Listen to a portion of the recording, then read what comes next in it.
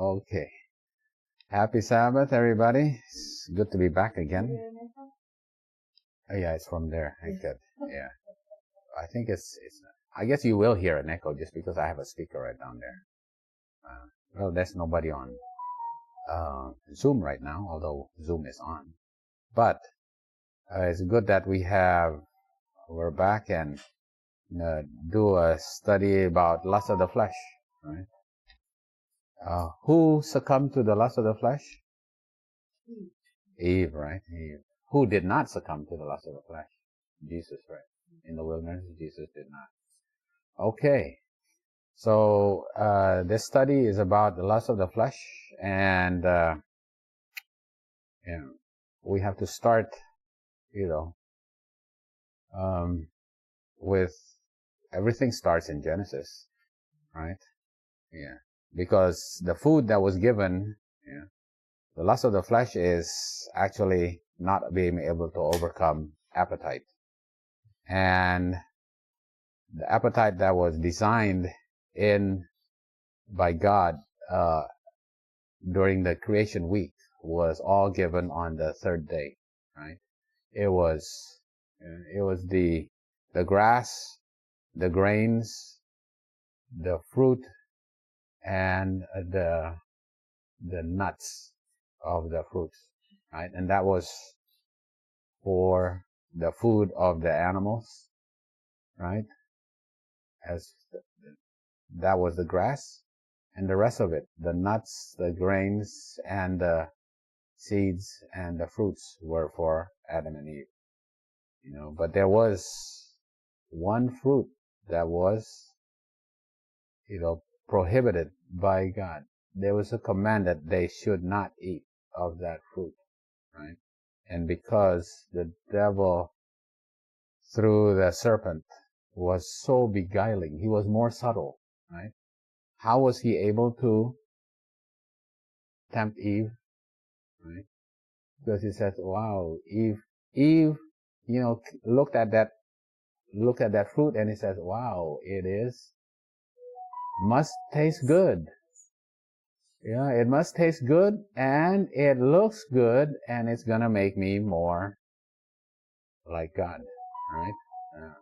So it tastes good. She had a desire for something that is good, and that is what actually is used by Satan, right? And it's called that's called, right? It was pleasant to the eyes, right? It was good for food, right? And it make one wise. And John wrote, it is the lust of the flesh, the lust of the eyes, and the pride of life, right? The lust of the flesh is which one then? To make it good for food, right? Yeah. I don't know what it says. The lust of the flesh is appetite, right? The lust of the flesh is there's a lot of things that is actually included in the lust of the flesh, right? All your propensities, that's in your flesh. That's, if you follow it, it's the lust of the flesh. But appetite is also there, right? So it will involve the senses. Yeah. Right. That's how, you fall, because you look and, wow, it looks good. It must taste good, and all that, right? Yeah, it's appetite, right? Appetite, presumption, and ambition, right? Ambition is actually, right, lust of the eyes, Oh, you want all these worlds, Yeah. Wow, just bow down to me. That's ambition. But appetite is part of the lust of the flesh. And that is what, this study is about. We need to overcome. As Satan was able to tempt Eve with the lust of the flesh, and she fell.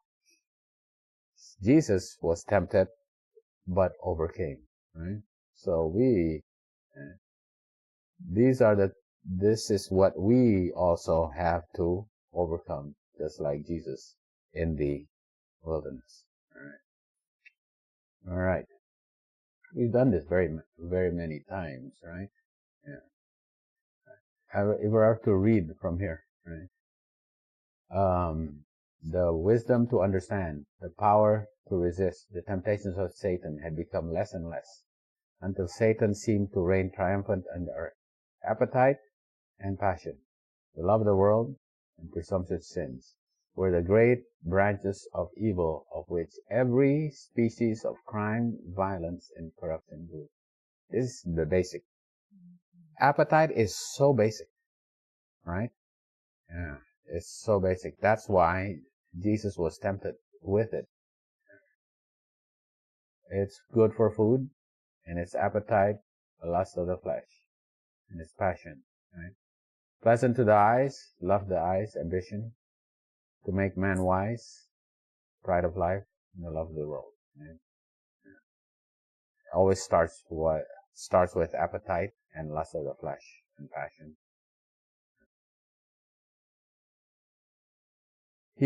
Satan tempted them to regard these restrictions as unjust and cruel. He caused them to lust over forbidden things, because he saw that the unrestrained indulgence of appetite would tend to produce sensuality.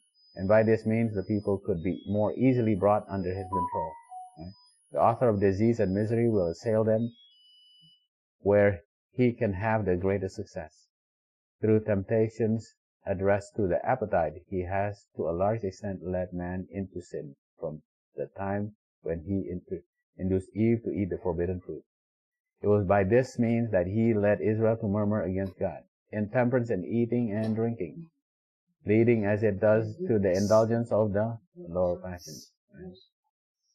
Prepares the way for men to disregard all moral obligations. Right?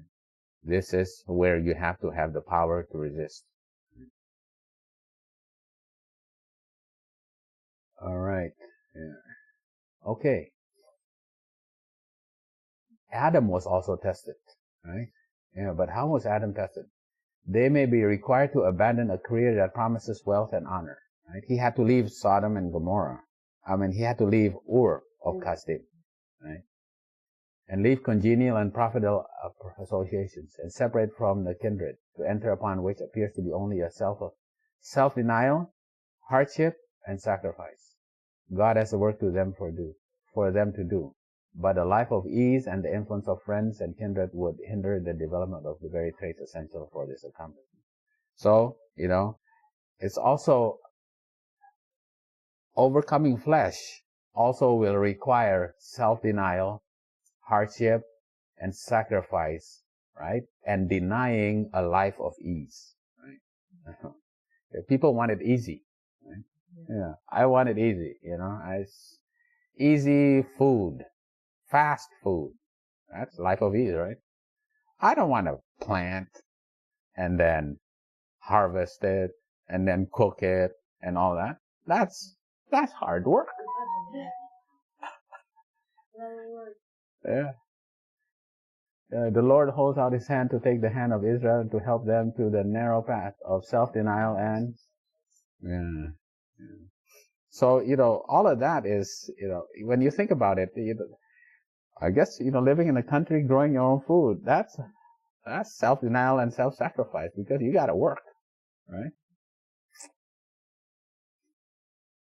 Because the warfare against self is the greatest battle that's ever fought. It is the greatest battle that's ever fought, right? The holy life and character of Christ is a faithful example. That's how Jesus was able to overcome self, right? Every law governing the human system is to be strictly regarded, for it is as truly a law of God as the word of the Holy Writ. So the law of health is as holy as the Ten Commandments. And every willful deviation from obedience to this law is certainly a sin as a violation of the moral law. Right? So this is what happened to them, right? They could not overcome the lust of the flesh, right? Yeah. In the wilderness, right? Just like Eve also did not overcome the lust of the flesh in the Garden of Eden, right? And this, because they could not do it, is an ensample for us, right? They are an ensample for us, right? What happened to them is a shadow of what truly is happening to us, right? Yeah. Because they are the shadows and we are the true, uh, yeah, uh, the true tree, right? They are the shadow of the tree. We are the tree, right? We are the substance. We are the true substance. That's kind of scary, right? So that means a lot of us are not going to be able to overcome. And then we see it in the most holy place, right? Because the Ten Commandments is right next to the golden pot of manna, right? Within the Ark of the Covenant. And that's why it is as holy as the Ten Commandments, right? The health law. And having the faith of Jesus also is in there as well. Right? Okay. Now we have to see, how does Satan actually make us, succumb to the lust of flesh, right? And there's a lot of biology behind this. There's a lot of biology. It's in the mind. Obviously in the brain. How does our brain get? Right? We have neurotransmitters, and the neurotransmitters they're chemicals that make us feel a certain way, right? And it's called the happy neurotransmitter. It's dopamine, serotonin, and endorphin. Right? Endorphin, wow, you don't feel the pain. Oh, you feel hungry? Oh, endorphin will make you not feel hungry. All right. Endorphin, serotonin, make you less depressed. Oh, I feel hangry. I'm hungry and I'm angry. Right? Serotonin will make you, right? All right. These are messengers within the brain, right? That affects how you feel, right? And that's dopamine, serotonin, and endorphin. Kind of. This looks almost like this. This is probably endorphin is probably like double this. But anyway, I have to look it up just because. Anyway, these are the neurotransmitters. It's a chemical reaction. Wow. The thing is that, can you fight a chemical reaction though? It's a chemical reaction in your brain that makes you feel good. It's pretty amazing. Okay. Now the world, I read this book. It's called The Pleasure Trap, right? Yeah. This author says, there's these neurotransmitters, right? Will make you motivated, right? There's three things that motivate people, right? The pursuit of pleasure, right? You want something to taste, it's pleasurable, right? The other thing is the avoidance of pain. You don't want, with endorphins, right? Endorphins will avoid pain. And the other one is conservation of energy. You want a life of ease. You want something easy, right? You want to avoid pain, and you want to gain pleasure, right? That's your motivation, right? And you get it's pretty amazing because it is controlled by chemical reactions in your brain, right? Yeah. Okay, right? So it's like, the lust of the flesh, unrestrained indulgence of appetite, right? I'm just quoting what we just read, right, from the Bible, the lust of the flesh, unrestrained indulgence of appetite, avoidance of hardship, privation, and self-sacrifice, right? Seeking a life of ease while avoiding toil and self-denial, right? And that's the lust of the flesh, right? When you look at it, wait a minute, that's exactly the same as the pursuit of pleasure, right? Avoidance of pain, and conservation of energy. Yeah, that's basically your flesh That's what your flesh wants to do, right? And this is what you have to fight against, right? This is what you have to fight against. But it's kind of innate in us. It's like built into us, right? We were born with this. All right. So, how is this controlled? How is the brain controlled, right? So they looked into this, and then certain things actually control the brain more. Certain ingredients in food control it more, right? And this is,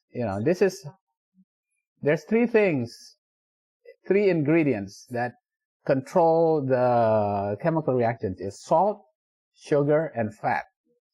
Salt, sugar, and fat, right? And this guy is, he interviewed this Howard Moskowitz. He is actually a scientist that is hired by the food companies. A scientist is hired by the food companies to scientifically formulate the food to have the perfect balance of these ingredients of salt, sugar, and fat, such that it makes the food craveable and unable to be resisted. Irresistible and craveable.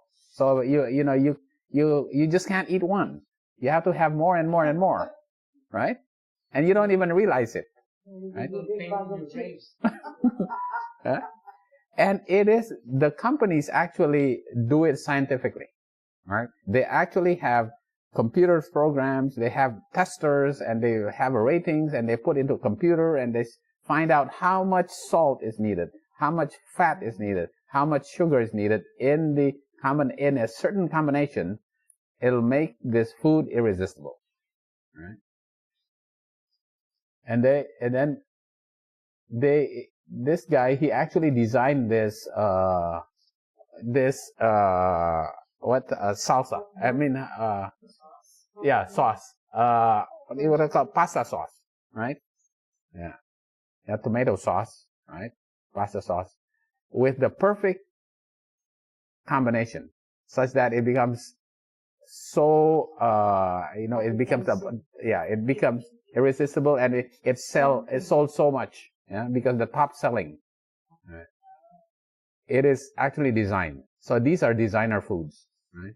Specifically to make you not. So they give certain amounts of salt, like for example, the certain amount of sugar, right? Certain amount of sugar, higher, and then they look at how people like, and eventually they're like, oh, this is the perfect amount of sugar, because if you keep giving sugar, now the people won't like it. Now it doesn't taste very good. So they want to give the food, the perfect amount that it will reach a bliss point. They call it a bliss point, right? Of the perfect amount of sugar that will cause you to have bliss, right? And they can actually measure this. This is a science, It is a science, right? To make people crave their food, cannot stop eating the food, right?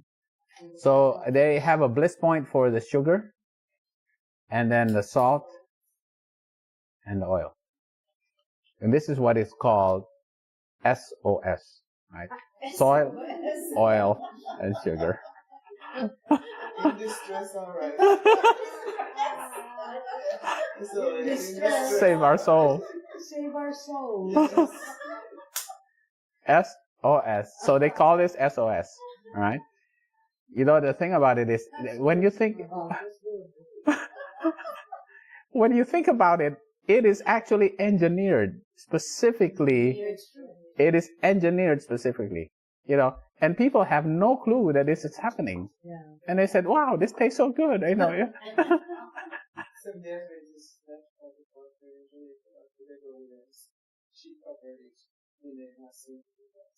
Mm-hmm. Yeah. It is a chemical reaction. So you take advantage of the chemical reaction that's happening in your brain, right? But it's specifically designed. You feel as if this is a conspiracy against the consumer. But in reality, they just want to make money. No. But They just want to make money, right? Okay, right? But and how they actually do it is not in the food itself or the nutrients, but also how they process it. Okay, how do they actually process it? Okay, so these are the group 1 foods. These are the minimally processed foods, right? This is what we want to eat, right?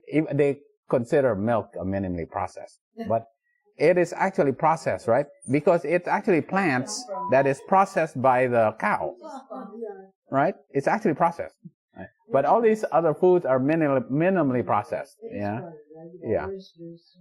it's minimally processed. Okay, all right. Now, what they do is they take the substances extracted from the minimally processed food, right? They take the oil, right? They take the sugar out of it, right? They take the starch out of it, right? And salt, they take, and then they take the ingredients out of these foods, right? Take the chemical out of this food, right? And then they add it into the foods, right? This is going to be a much more processed food, right? These are the pasta, the salads with the salad dressings, this, I guess fruit, desserts, right? These are more processed now. They're not minimally processed, they're much more processed because they have added these ingredients taken out of here and then put it into these type of foods. But then you have another type of food, which is called ultra processed. It is not even the same thing anymore, right? It is not even the same food. They turn what is actually minimally processed food, and they just take out all the ingredients out of it, right? And they change it, and they manipulate all the ingredients in it, right? So that it will actually cause people to crave that food, right?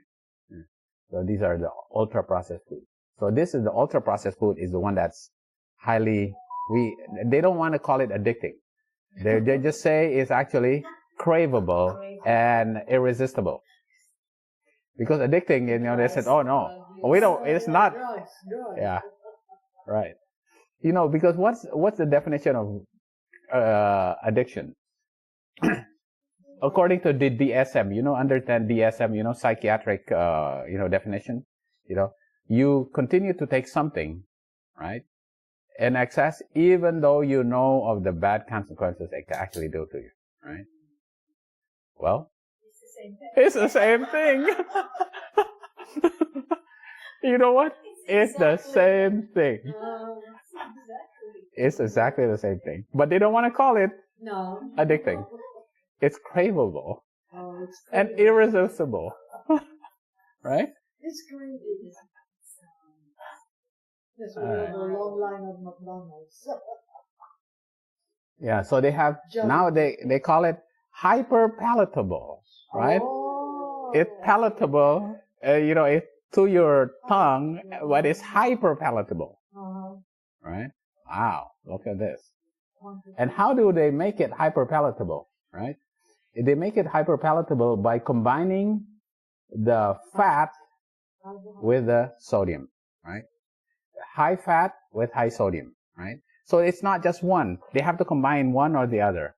They combine it with fat with sugar or carbs with sodium, right? So, what is a fat with sodium? Oh, yeah, there you go. Pizza, hot dog, that's fat and sodium, right? Okay, let's see. Meats, bacon, meal. Pizza, yeah. Fat with simple sugars, right? Desserts and cakes, creams and brownies. Now, carbohydrates and sodium. There you go. All these things, yeah, all these things make it hyper palatable and very irresistible, right? People can't stop taking it. Yeah. Right. So they combine it. You have to combine it, not just one. You actually combine it, right? And the ingredients, they actually calculate how much needs to be in it. Not too much, because if you too much, then people don't like it anymore. It has to be perfect. Yeah. So, you know what? It is actually a conspiracy against us. Yeah. Yeah. They claim it's just, this is what the people want. Well, we just want to make money. You know, is that a sin? I guess, you know. All right. So who actually also got into this business? Actually, the tobacco company. So the tobacco company were trying to diversify, right? Because the government was starting to investigate them and said, wait a minute, you're causing people to become, you become addicted to nicotine, right?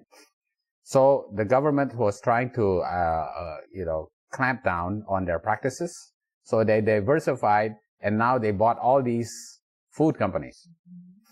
And they use their knowledge of how to make tobacco addicting, and they change it to food. So that their knowledge of making tobacco addicting, they made food craveable and irresistible, right? Which is actually addicting, pretty much, right? Yeah. So and how did they find this? Because when they were sued by the government, all their documents, all their emails, all their company records have to be subpoenaed, and had to be investigated. And when they read all their companies, wait a minute, they're doing exactly the same thing. They're doing exactly the same thing with fat and sodium, carbohydrates and sodium in the foods of these big companies that are owned by Philip Morris, R.J. Reynolds, and what did they buy? Kraft, Nabisco, General Foods. They actually own these companies. And they specifically engineered the amount of fat and sodium, the amount of carbohydrate and sodium in those foods to make them, highly hyper palatable. Yeah, this is pretty amazing. Yes. Yeah. Tobacco companies appear to have selectively disseminated hyper-palatable foods into the U.S. food system between 1988 and 2001. Eventually, they started selling it off, because people were like, oh no, people are starting to figure this out. This is not good. Right? Most food in America is hyper-palatable, right? Yeah. It is actually designed to make it. Yeah, and it's made hyper palatable because you combine the bliss point of fat with salt, fat with sugar, or salt with carbohydrates, right? The size, the serving size, right? American size. Yeah. Right. So this is what they see. They give dopamine, and they give food. They give sugar to they give dopamine, and then they check out the dopamine and the endorphins, right? Yeah. And these, the hyperpalatable food, they give it to mice. Yeah.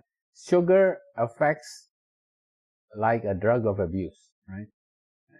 So the dopamine receptor binding increased significantly in the brain, right?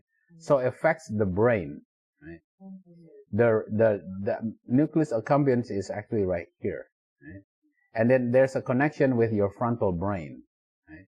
So it affects your dopamine receptor and your opioid mu receptor, dopamine and endorphins, right?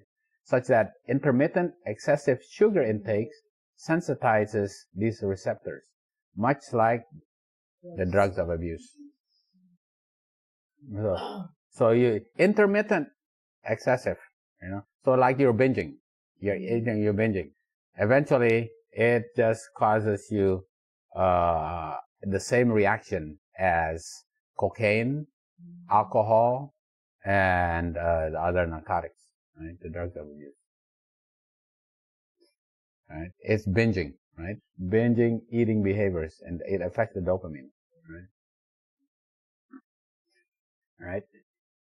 What do people like to binge? People like to binge in food that are high in calories, with the major macronutrients being carbohydrates or fats or a combination of the two. Do you think people will binge on broccoli? No. I'd like to see that. Right? Yeah, because it needs to actually affect the dopamine and the endorphin receptors in the brain. You know. I can binge on okra. See? See, this is what happens, you know. Yeah, there's an intermittent optional access to hyperpalatable food, right? So then you start binging, and then it causes your brain to be affected. Yeah, you become you start craving these things. You like that sensation of endorphin and dopamine, you know, causing that that nice rush in your brain. Okay, it's just like drugs, right? Okay, but not only dopamine, serotonin, and endorphin. There's also leptin and also ghrelin, right? Leptin is actually made by the fat cells, right? The fats, there's a lot of fat, you know, inside your tummy, your visceral fat, belly fat, you know, that fat actually supposed to cause your brain to say, okay, stop eating. The fat, it says, okay, I've had enough of, you know, there's enough fat here, stop eating. Right. So then there's ghrelin. Ghrelin is actually in the stuff, actually also insulin, all right? Insulin also affects the brain. But also ghrelin. Ghrelin is actually made by the stomach. So when the stomach becomes empty, then ghrelin says, okay, I need to eat. Yeah. Your stomach starts growling and you want to eat. Ghrelin, right? Ghrelin says, oh, I want to eat. Yeah. Leptin says, okay, stop eating. Ghrelin says, I want to eat. Right? It's chemical. It's chemical. It is not like it's not like the will, okay, I want to, I have a will to overcome this. No, it's chemical. What are we going to do? It's chemical. Right? All right? It's actually effective.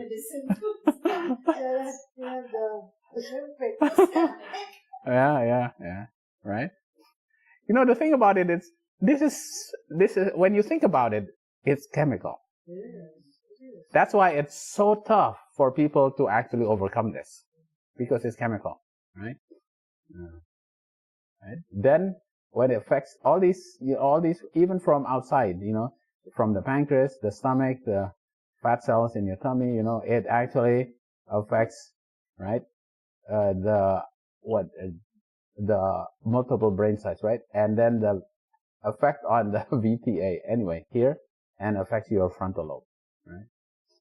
So what happens when you eat ghrelin, right? So people who have difficulty in, the brain does not, there's a disturbance in their response to ghrelin, right?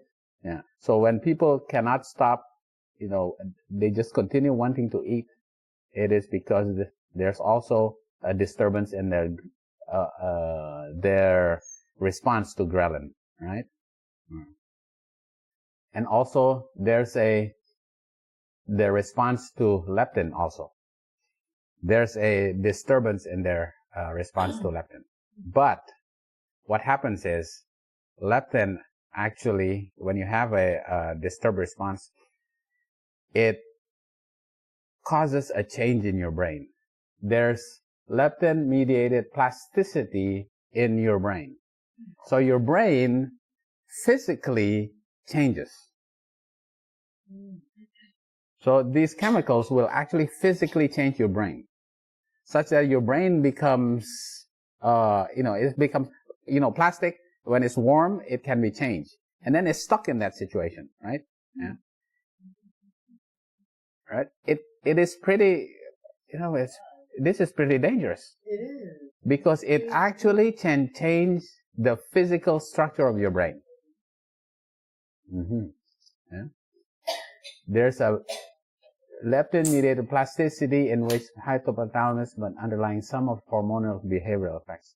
So now your behavior is because your brain is now corrupted. Your brain is now actually structurally changed. It's no longer just a chemical reaction. So there's people with eating disorders. Eventually, their brain is actually changed. See? Even ghrelin induced synaptic plasticity. Plasticity, it's like plastic, Eventually, plastic can be deformed. Yeah. You warm it up a little bit and it's deformed now. Just follow what. Yeah. Yep, right, yeah. You follow it, you can't stand firm, you're plastic. Yeah. So your brain is loses everything. Yeah. That makes sense. So they look at these. So they actually do a PET scan on people who are obese, and they found out they have lesser dopamine receptors, right? Right. And then so what happens is their dopamine, because they're so used to so much dopamine, so the body says, okay, there's too much dopamine. So yeah, so I got to reduce the amount of receptors so that I don't get overstimulated all the time. Then when you have lesser receptors, what happens? Oh, I need more dopamine. I don't have receptors. Wait a minute. I need to get stimulated all the time, right? So there's a physical reduction in amount of your receptors. Just like when you're giving medication and then you already set that level. Yeah, pretty soon it doesn't. You got more. Yeah. You got more. Yeah, like the painkiller, Yeah. So they. Just be satisfied with more until you cannot just. Because you don't have the dopamine receptor is caused it down regulates. There's less and less dopamine receptor because you can't just be overstimulated all the time. So the body says, okay, we gotta down regulate the dopamine receptors. And then these people, they say, oh, now I gotta eat more food. And it's no longer chemical only. It's now already a physical change in there. So they can actually see that there's less dopamine receptors.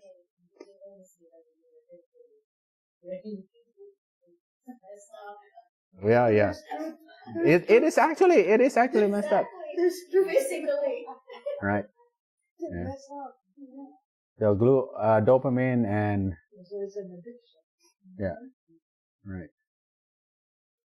So it actually affects your frontal lobe, right? So it is actually affecting your dopamine, right? There's constant stimulation will cause the dopamine receptors, right? Such that your receptors become less, right? So you have less receptors here. And because you have less receptors, then you go, wait a minute, you know what? I need more dopamine. Right. And frontal lobe is your decision. Right. That's where your decision is. And that's Right. why people will do some people will make coffee. Yeah, absolutely. They actually have it. They become addicted to it. They have to have these things.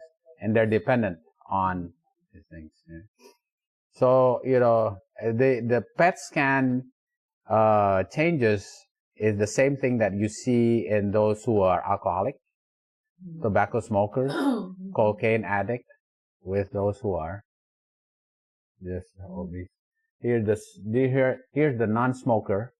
Here's the smoker. You have a lot less of the receptors here, right? This is normal, and there's the alcoholic. Yeah, less receptors. This is normal. This is obese, right? This is normal, and this is, what is this?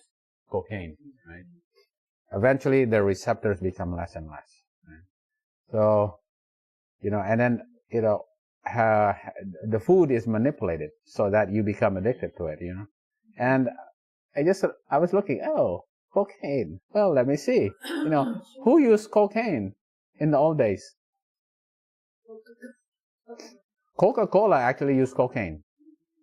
Yeah, to make their food, to make their drink. Yeah, that's why it's Coca-Cola. See, they use the nerve stimulant properties of the coca plant and cola nut. Right? It's in the Coca-Cola. Right? It is. So this is not anything new. This is this is old stuff. Right? Yeah. People just didn't know. Yeah.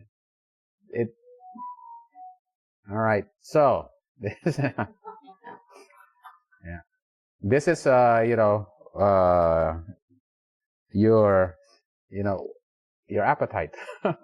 I don't know how am I gonna put an icon about appetite. So I said, okay, all right, here's your tongue, right? You gotta your tongue, right? What do you taste actually in your tongue? Sweetness, right? Saltiness. What else? Sour. What else? Bitterness. Right? These are the four. Oh yeah, I got bitter, bitter melon. Yeah, sweet, salty, sour, bitter. Okay, but now recently they found out another taste that is actually distinct, right? Actually distinct. It has a receptor in the brain also that affects your dopamine receptor, right? It's not a combination of sour and salty, right? Because sourness is a distinct taste. Saltiness is a distinct taste, right? There's another one called savory. Savory, right? Savory. Savory is an actual taste, a distinct taste. It is an actual distinct taste, right? It is actually not salty. People think it may be salty plus sweetness or salty. Well, obviously not sourness, but maybe it's salty or sweetness or something. But savory is actually a distinct taste, right? Right. So who actually found this out? It was actually this guy here. I guess he was a yeah, a French chef in the 1800s. He had a restaurant, right? And his food was so good, right? It became so famous. He became so rich, and his food was so expensive.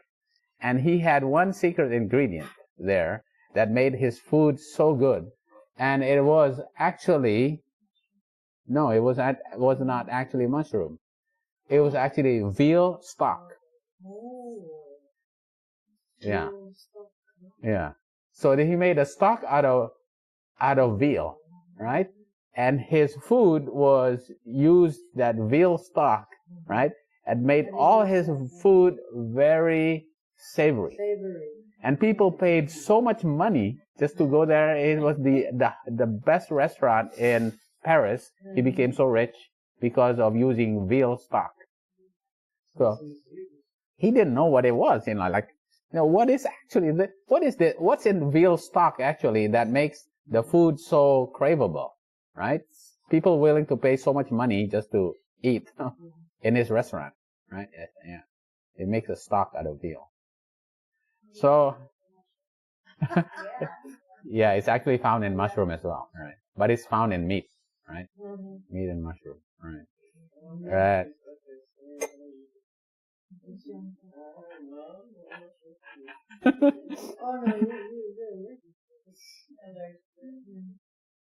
So there's a guy in Kikune Ikeda.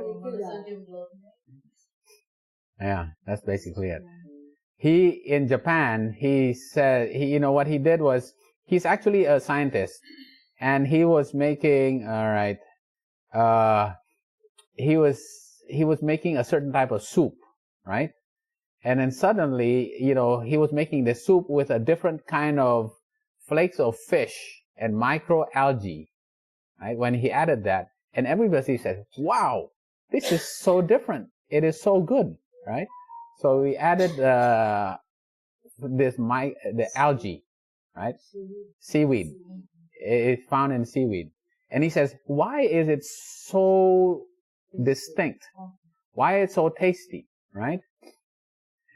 And he found out that it was actually glutamate in it, right? He was a scientist, so he actually isolated, and it was glutamate, right? And then he went and patented it, right? And it became Ajinomoto, monosodium glutamate. Because if you put, and he said, if you put this glutamate with salt, it's like the bomb that everybody cannot resist, right? Yeah. And this is how it found out that, so he said, then they found out that the veal stock actually has glutamate, right? And this microalgae has this glutamate. And then it's become so famous, such that, yeah, it is.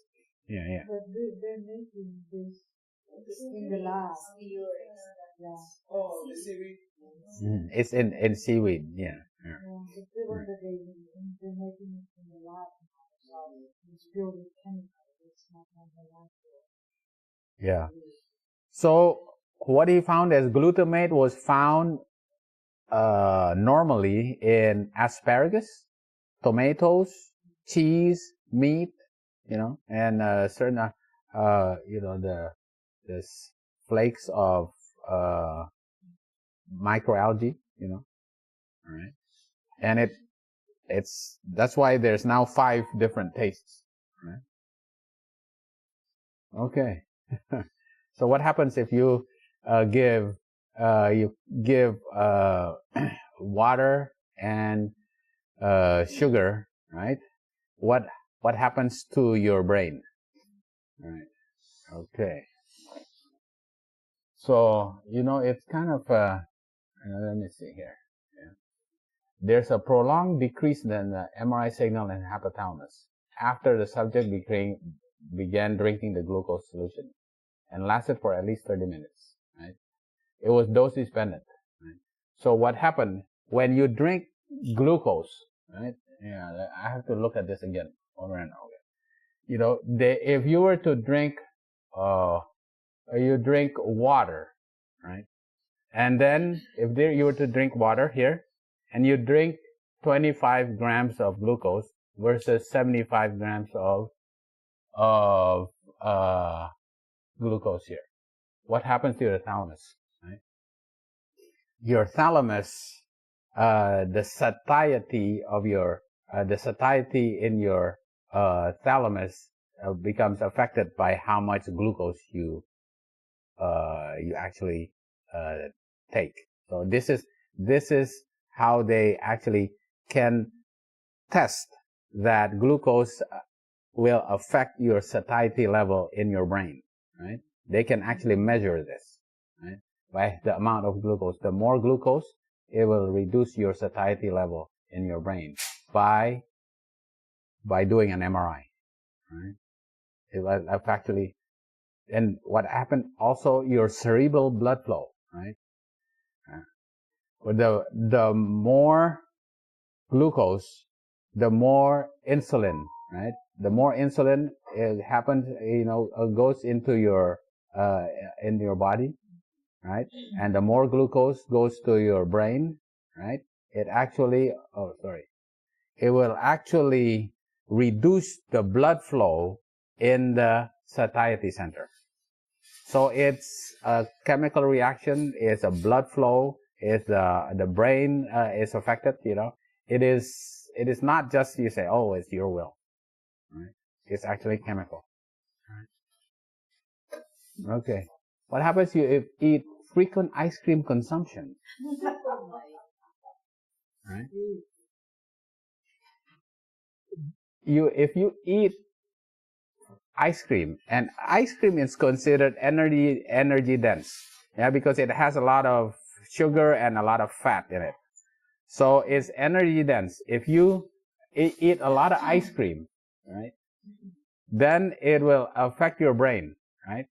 So that it will affect your satiety center. And, Data imply that intake of particular energy-dense food results in attenuated reward region responsibility specific to that food.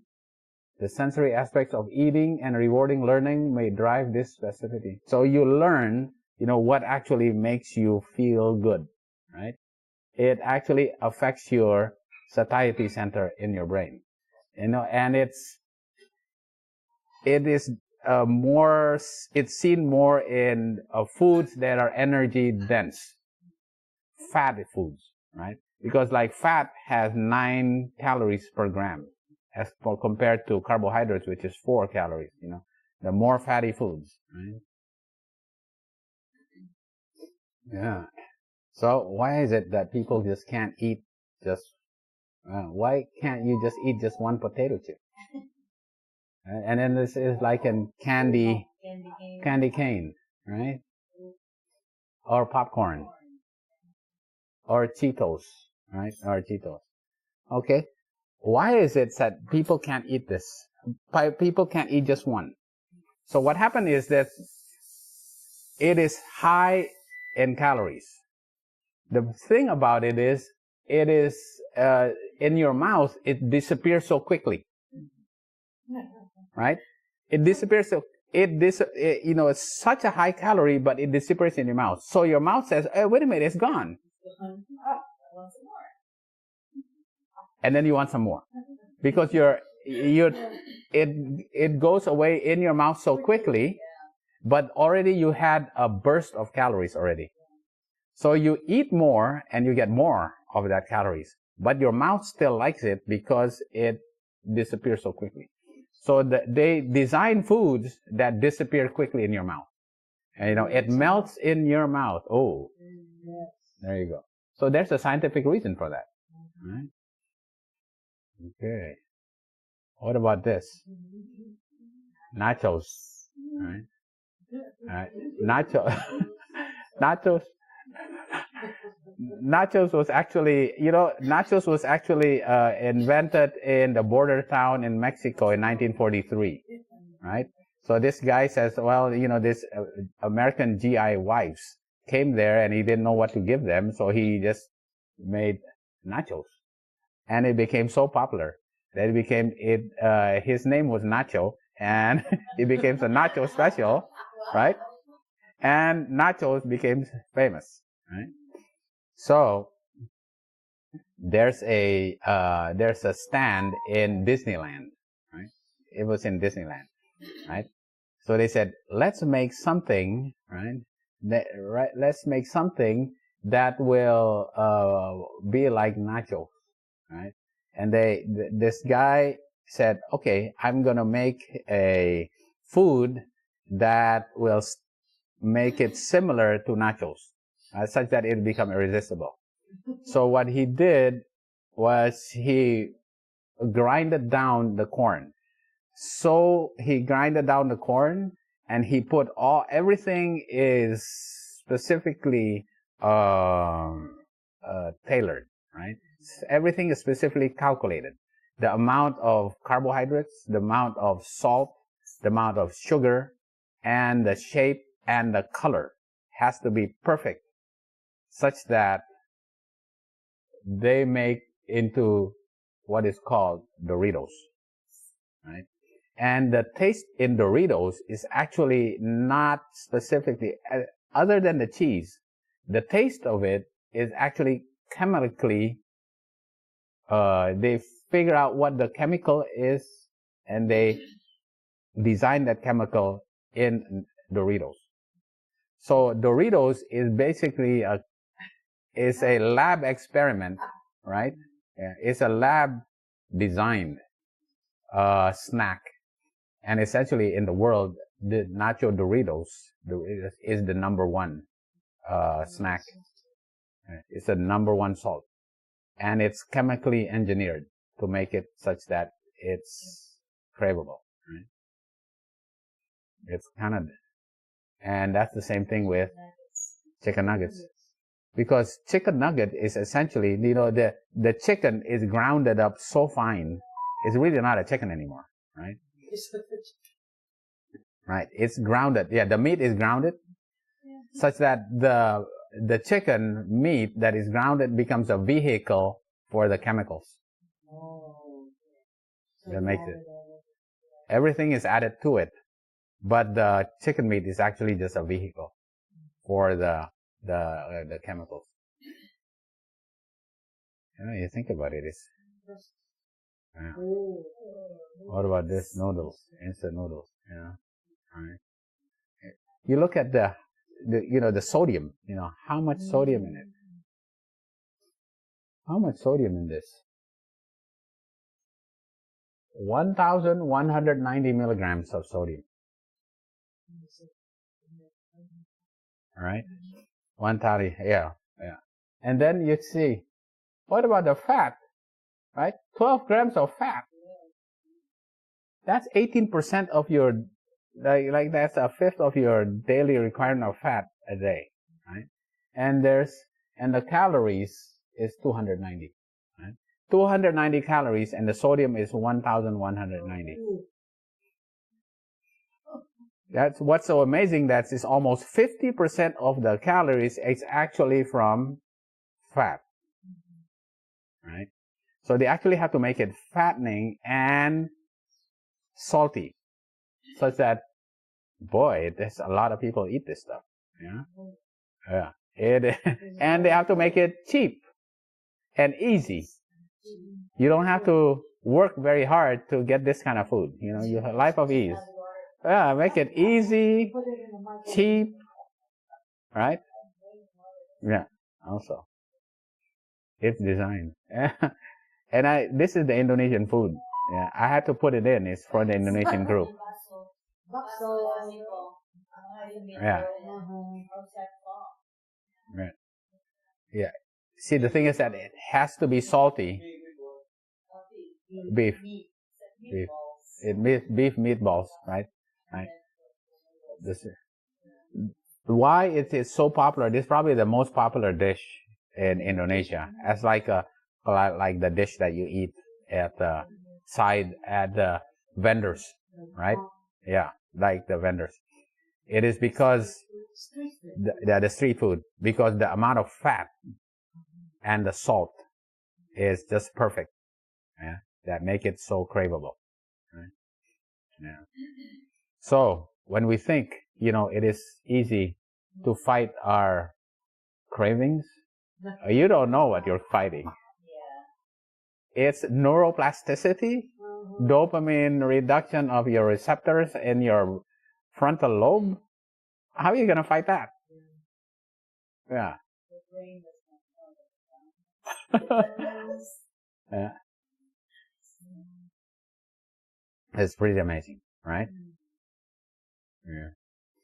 So this is what happened to the children of the Israelites. The Israelites, they went into Kibroth Hattaavah, and they died in Kibroth Hattaavah because what did they do? They lusted for fish, right? Yeah, the fish already died. Remember the first plague? The fish died in the first plague. The water was all blood, and there was no more fish. And it says, "Oh, if we only had fish." And God said, "Okay, you want fish?" Right? In other words, they were lusting for fish.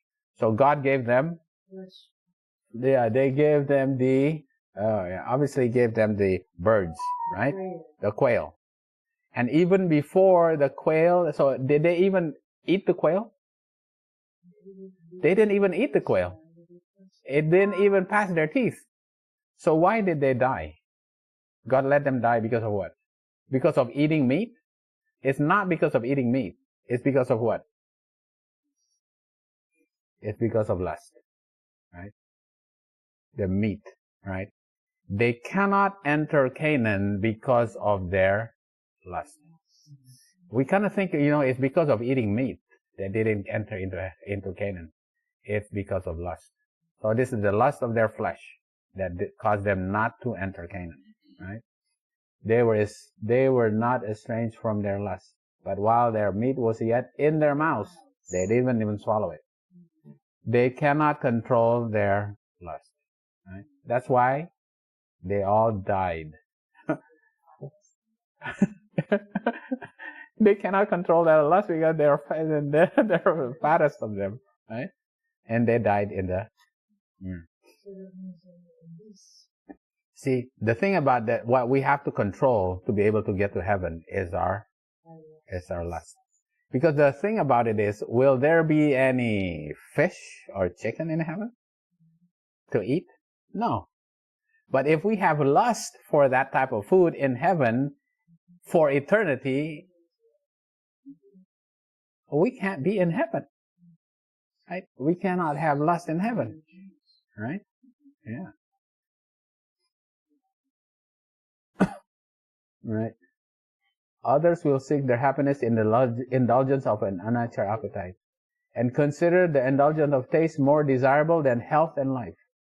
Many suffer themselves to be enchained by sensual passions and will sacrifice physical strength, intellectual and moral powers to the gratification of lust. They will bring themselves to untimely graves. Right, this is the most scariest part. And in the judgment will be charged with what? Oh my. Suicide. Right? Yeah. If we do not receive the religion of Christ by feeding upon the Word of God, we should not be entitled to an entrance into the city of God. Having lived on earthly food, having educated our taste to love worldly things, we would not be fitted for the heavenly courts. We would not appreciate the pure heavenly current that circulates in heaven. Right? If we lust for earthly foods, right, we will not be fitted for heaven. We will not be happy living with angels, right? Yeah. We will not be satisfied living within the society of heavenly angels. Right? So it's better control the lust because when I see a nice cow, and you want to kill that cow in heaven. and that's why you have to really control your lust while you're there. Because there's still animals, right? Yeah. There might be still a coin over there. So you might touch Yeah. So, I just added this today because I said, wait a minute, we're studying about the lust of the flesh in Galatians, right? How do you control your lust of the flesh then? It says right here in Galatians, walk in the Spirit, and ye shall not fulfill the lust of the flesh. So if you walk in the Spirit and the Spirit is in you, you will overcome your lust of the flesh, right? For the flesh lusteth against the Spirit. If the Spirit of Jesus in you, the flesh lusts against that Spirit. It's always contrary. The lust of the flesh is always contrary to the Spirit of Jesus in you, right? And the Spirit of Jesus that is in you is contrary against your flesh, right? And these are contrary to one to the other, so that ye cannot do the things that ye would if you were still under the bondage of your lustly flesh. But if ye had led of the Spirit, you are not under the law. Now the works of the flesh, right, are manifest. If you are under your flesh, you're still controlled by your flesh, then you will manifest adultery, fornication, uncleanliness, lasciviousness, idolatry, witchcraft. This is all the works of the flesh. Hatred, variance, emulations, wrath, strife, sedition, heresies, envying, murders. I said, wait a minute, where is appetite? So I look at this, I go, wait a minute, where's appetite here? Drunkenness. Drunkenness is meti, right? Revelings. Right? Yeah. Because remember, the lust of the flesh is also the control of appetite, right? It's drunkenness, right? It's drunkenness. It's also, the lust of the flesh is the control of your appetite. If you want to overcome the lust of the flesh, you have to control appetite. And that's drunkenness, right? Okay, right? How do we reconcile that? That drunkenness is actually appetite, right? Luke 21:3. Drunkenness is methy, right? Drunkenness is associated with surfeiting, right? Take heed to yourself, lest any time your hearts be overcharged with surfeiting and drunkenness. Okay, what's surfeiting and what's drunkenness? And the cares of this life, the love of the world, right? But you have to make sure you're not overcharged with surfeiting and drunkenness. What is drunkenness? Yeah? Drunkenness is basically you become intoxicated, right? By your food or your drink. Yeah. But what's surfeiting? Gluttony. So even though you eat good food, but eat too much of it, that's surfeiting, right? You cannot be overcharged. Yeah? You're eating too much of a good thing. Yeah? Drunkenness, when the food controls your mind, right? That salt, sugar, oil, it controls your mind. Yeah, dopamine, endorphin, serotonin, it actually changes your mind, right? Right, overindulgence. Yeah. Both are bad, right? And both are associated with your food, right? Yeah, this is talking about Herod at the party where Herod had and where they want to sacrifice. Herodes wants to have John the Baptist beheaded, right? And those people there were eating and drinking. And because of that, they cannot think straight, right? These men occupied high positions of trust in the nation and gave responsibilities rested upon them. Yet they had gorged themselves with dainty food and added drunkenness to surfeiting. So they were gluttonous, and then it causes their mind to be intoxicated, right? So their food, they ate it too much food, and they become drunk, right? Their minds become intoxicated until their mental powers were innervated by the pleasure of sense. Their brains turned with giddy sense of music and dancing, and conscience lay dormant, right? And then they decided to kill John the Baptist, right? The race is groaning under a weight of accumulated woe because of the sins of former generations. And yet, with scarcely a thought or care, men and women of the present generation indulge temperance by surfeiting and drunkenness, and thereby leave as a legacy for the next generation. Its plasticity is already embedded in their brain, such that eventually will be what? Will be transmitted to their offspring, right? For the next generation, disease, enfeebled intellect, and polluted morals. This is the next paragraph. Intemperance of any kind is the worst sort of selfishness. Those who truly fear God and keep His commandments look upon these things in the light of reason and religion. How can any man or woman keep the law of God, which requires man to love his neighbor as himself, and indulge in temperate appetite, which benumbs the brain, weakens the intellect, and fills the body with disease? We already know this. This is benumbs the brain. That's endorphins. Yeah. Weakens the intellect, and then fills the body, because the food that you ate to get to that point, filled you with all kinds of diseases. Intemperate inflames the passions and give loose rein to lust, and reason and consciousness are blinded by the lower passions. All right. The race is groaning under weight of accumulated woe because of the sins of, I already did this. All right. Yeah. Okay. All right. I think I did over again. I should have ended. That's where I should have ended. Right?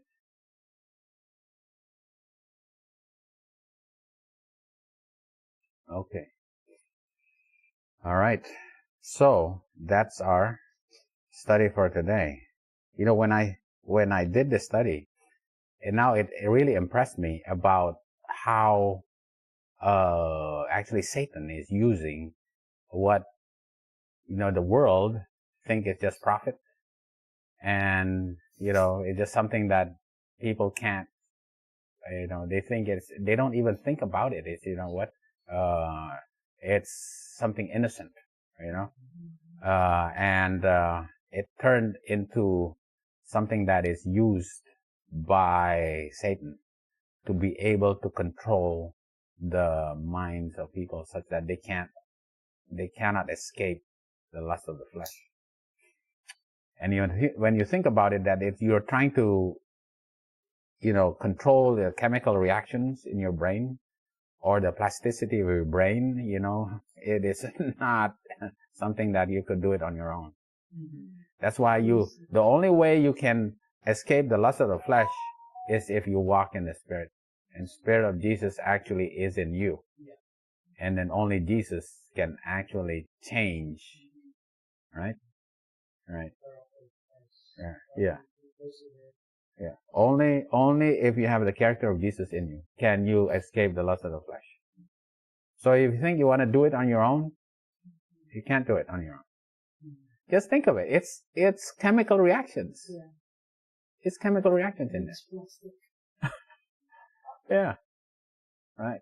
Pretty amazing. Right. Okay. And that is a more short word of prophecy. Anyway, I had fun doing this because it really impressed me about how difficult it is. How difficult is it for people to escape being addicted to food? Yeah,